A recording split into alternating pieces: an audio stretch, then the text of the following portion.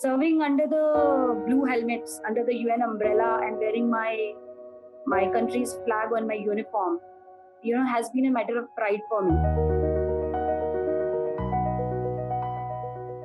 Military observers are mainly unarmed, and our main role is patrolling, reporting, and investigation. While on a peacekeeping mission, we get to learn a lot from other countries. The best thing we learn is respect for diversity. All of us, whosoever is in the team, is an ambassador of their own respective countries. So when I was in the force headquarters, I inculcated the gender perspective in the induction training of the military observers. Force was helping the South Sudanese People Defense Forces to make their action plan on conflict-related sexual violence. So we used to conduct seminars and workshops for the South Sudanese People Defense Forces on how to curb conflict-related sexual violence and how to handle such cases. So the experience was quite enriching, and I learned a lot from there. Especially when we used to go out on patrolling, we used to meet a lot of people. People are very friendly in South Sudan.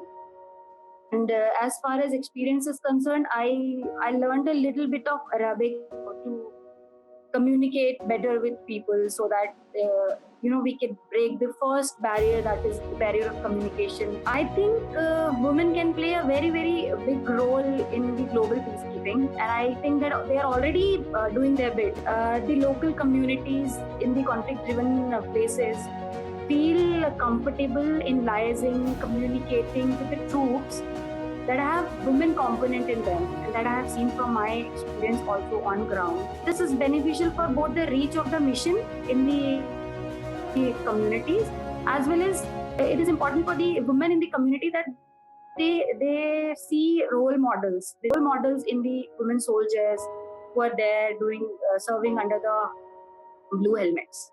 When there will be more women involved in such fields, the women rights will be automatically protected.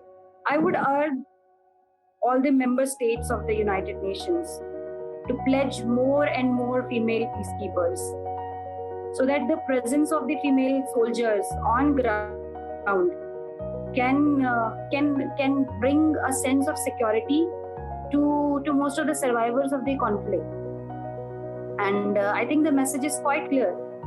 There should be equal opportunities for half the gender of this universe.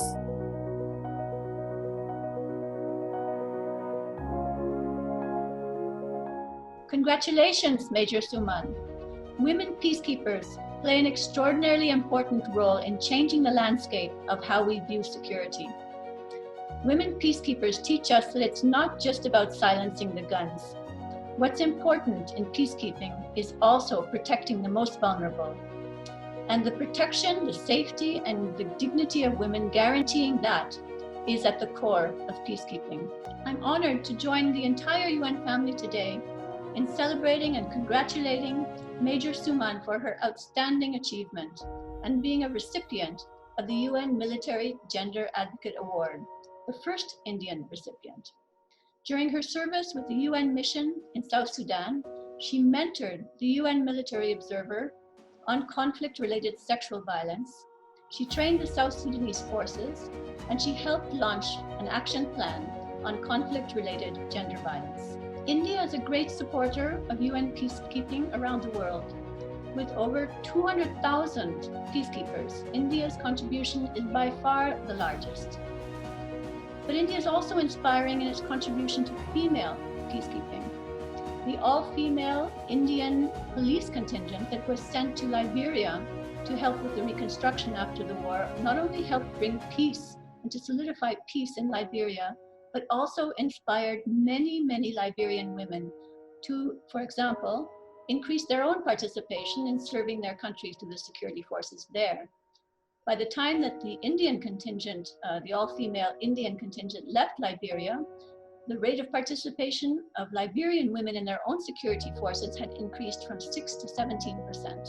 As we celebrate and congratulate Major Suman on her extraordinary and exceptional service, we also take this opportunity to express our sincere appreciation to the government of India and its armed forces for their outstanding contribution to UN peacekeeping.